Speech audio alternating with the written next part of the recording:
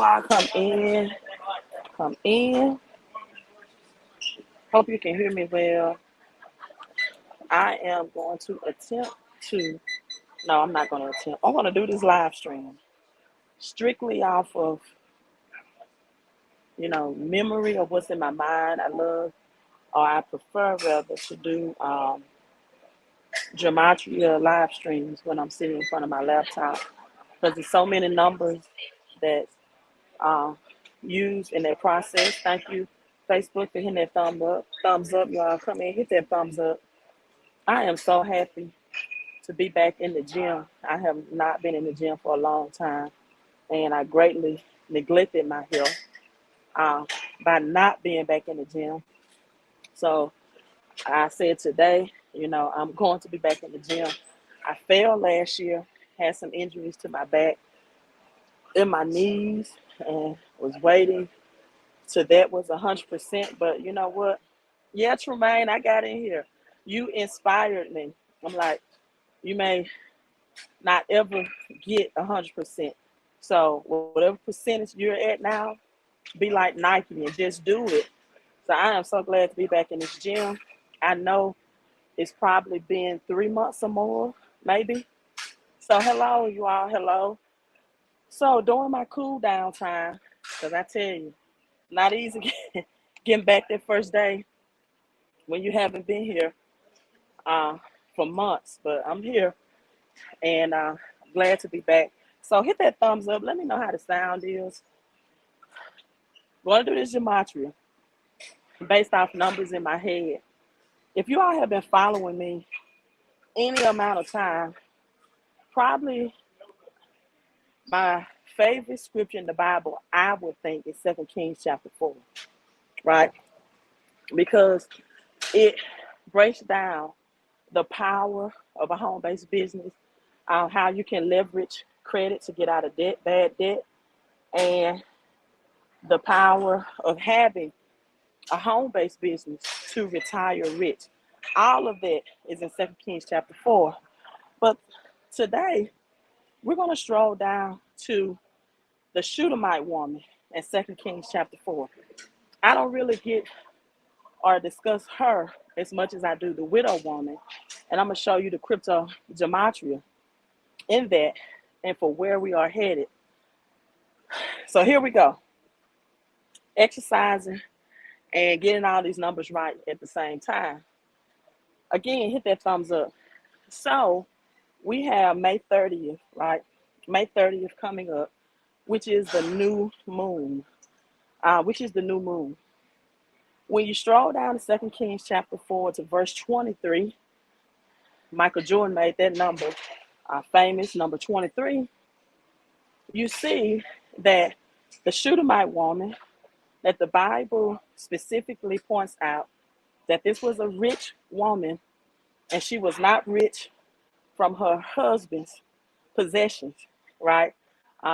She was rich and she inherited generational wealth. It was not from the assets or wealth or riches of her husband. And so she was so rich that she built a room for the prophet, for Elijah, that whenever he would pass through, right, he would have a room to just rest in his passing through because he passed through often. So she built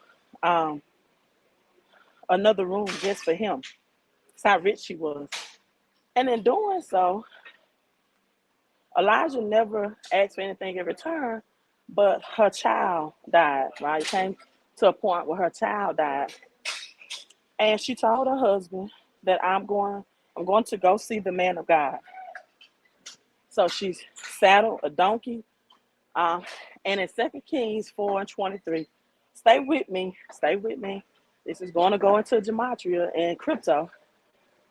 It states that her husband said, it is not the new moon,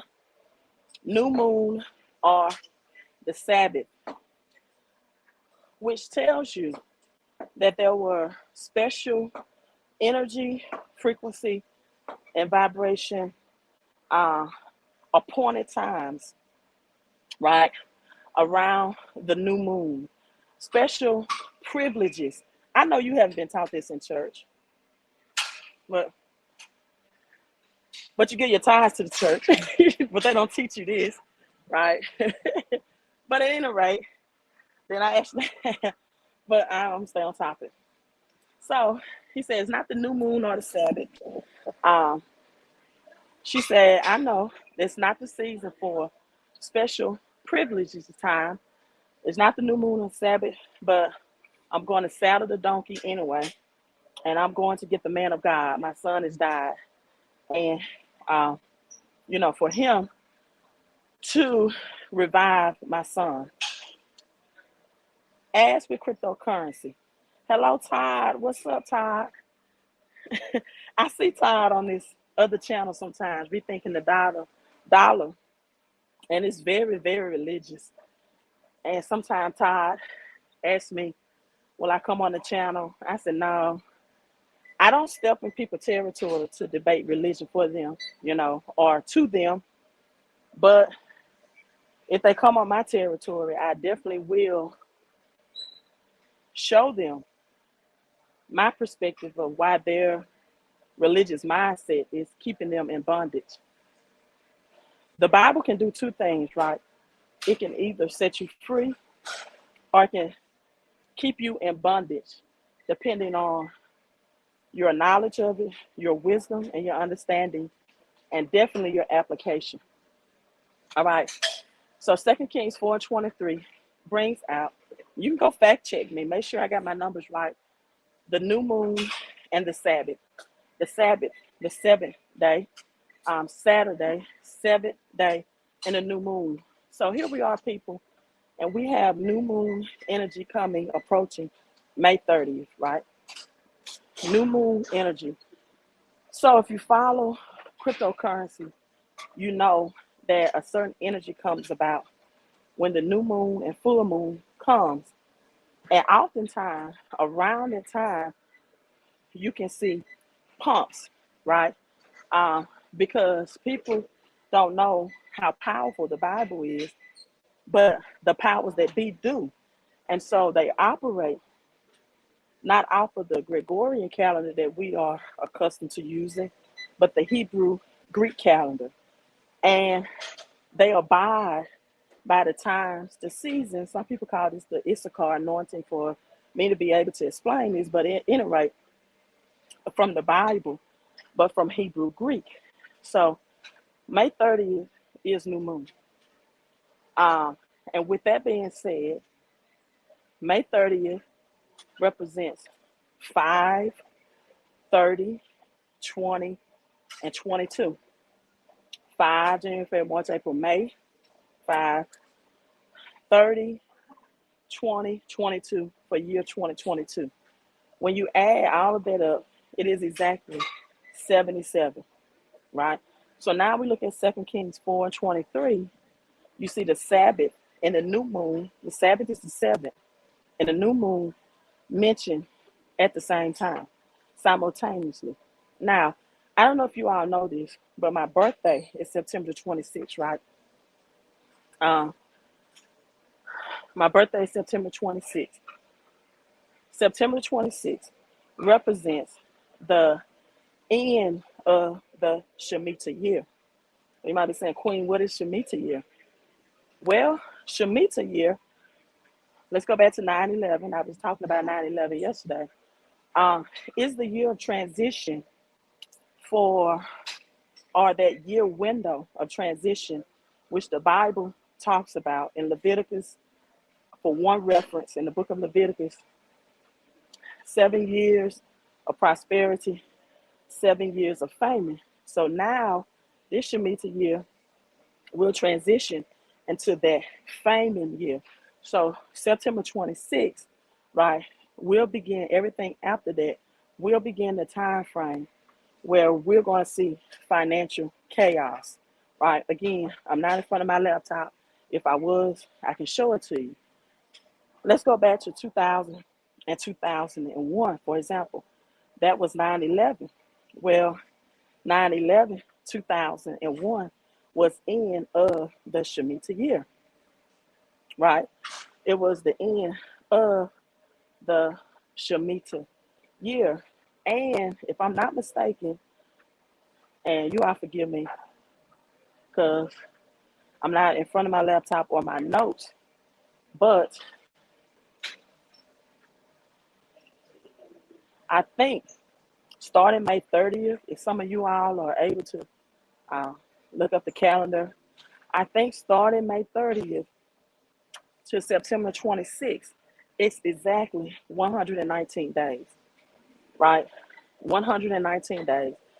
And that is 9/11, right? That is 9/11. Right now, I'm seeing on the news as I'm at the gym in front of the television or television that grid operators are saying they cannot take the strain that's going on. A blackout was going on, the drilling of oil. And so, people, what I'm telling you right now, not only do you see a scarcity, right? Uh, Electricity costs are spiking, and these blackouts are happening. Not only do you see a scarcity of baby formula, because of this scarcity,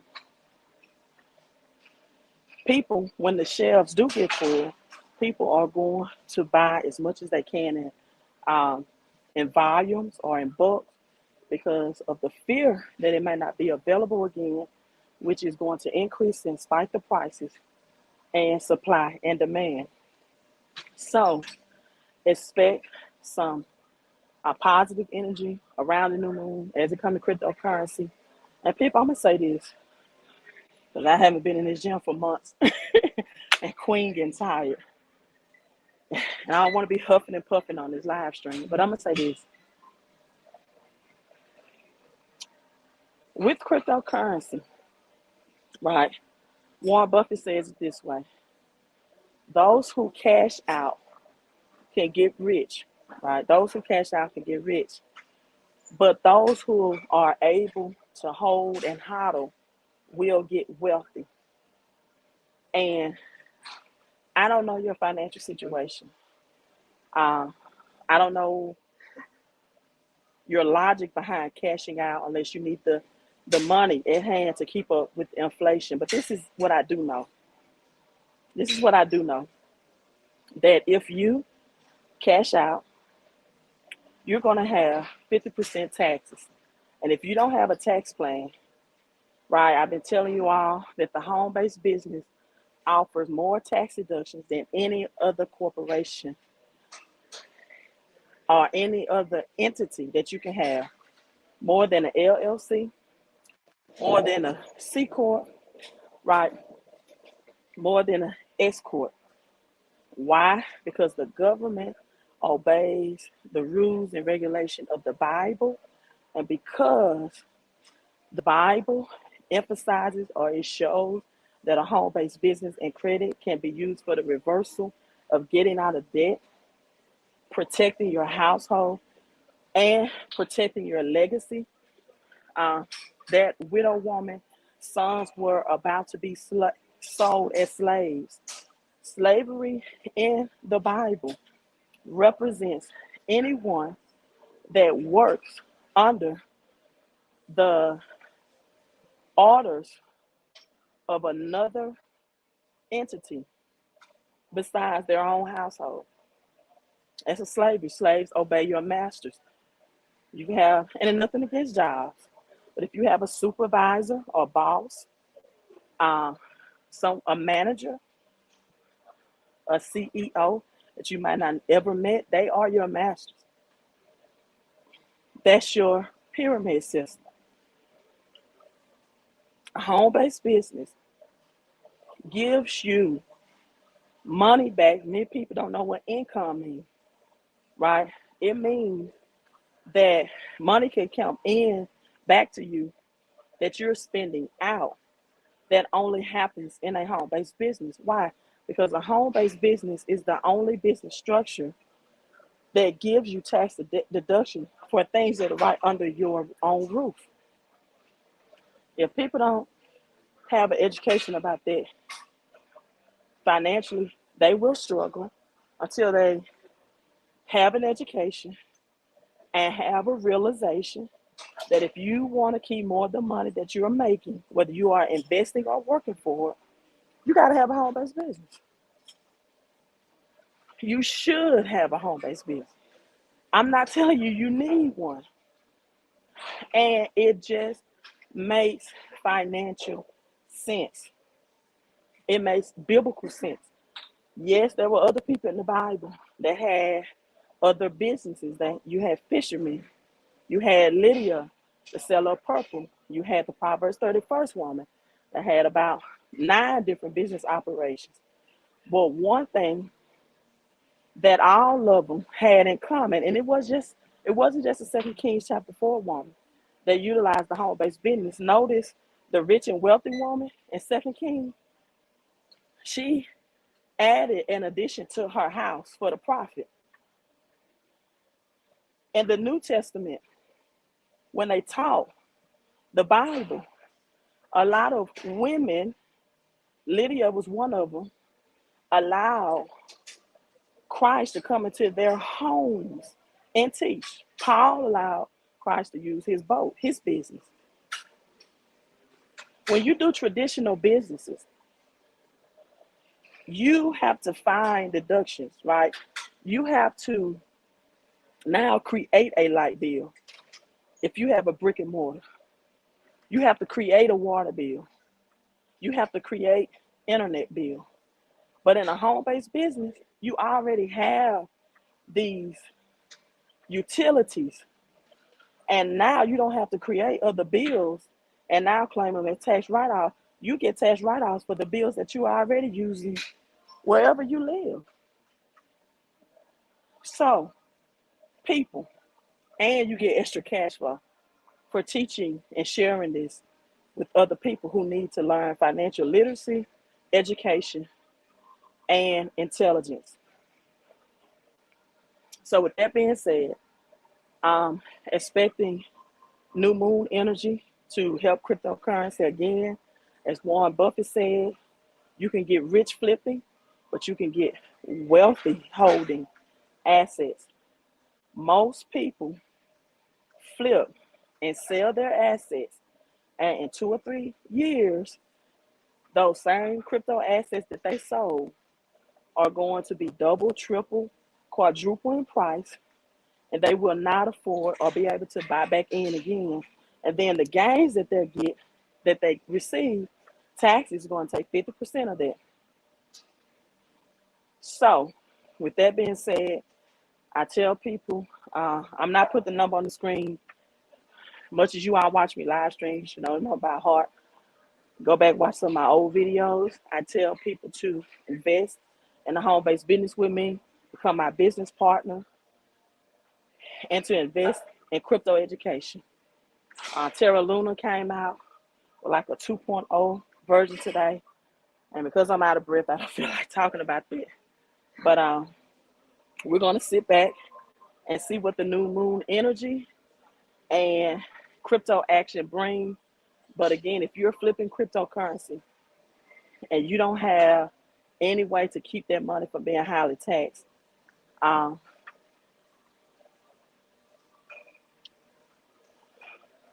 you're not going to remain positive in your cash flow status for long. This is as simple as I can say it. Maybe 2 to 3 years. Because now you're taking that money and you're flipping it and you're giving it back for prices and inflation. Instead of inflating your money, you go out and spend it, right? Let me say this and I'm logging off. Middle class and poor people think in terms of dollars, right? Rich and wealthy people think in terms of interest and even compound interest. Are you thinking in terms of dollars? Are you thinking in terms of spending? Are you thinking in terms of flipping? Or are you thinking in terms of recycling your interest on your investment over and over and over again? Are you thinking in terms of income?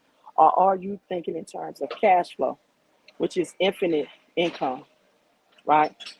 You all hit that thumbs up. I'm about to get in the sauna. Queen out. I hope that helped you.